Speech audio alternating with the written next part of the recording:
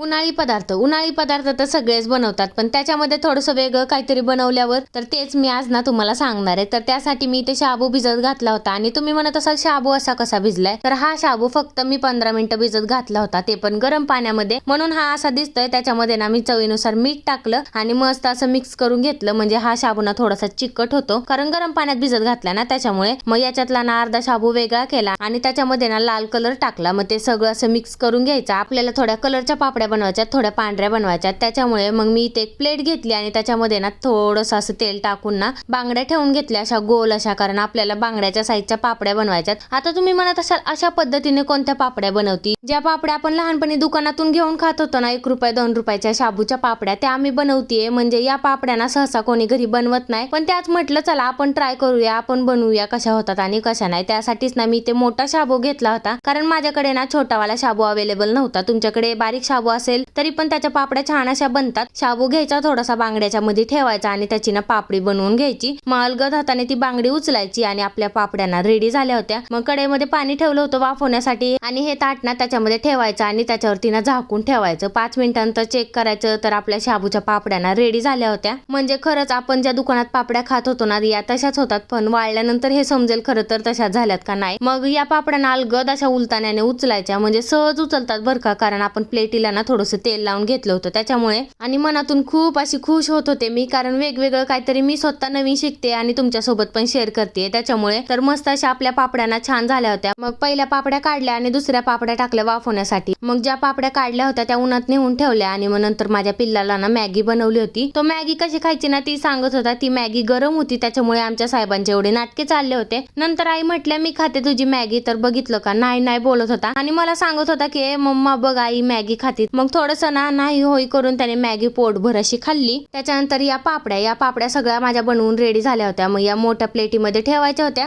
कारण ना भरपूर असे मी ताट भरवले होते त्याच्यामुळे. मग एका प्लेटीमध्ये ठेवल्या. आता हे ना सुकायची वाट मी बघतेय, कारण हे सुकल्यानंतर समजणार आहे कशा झाल्यात पापड्या. आणि या पापड्या कशा झाल्यात ते बघायचं असेल ना तर उद्याचा व्लॉग नक्कीच बघा. तोपर्यंत बाय.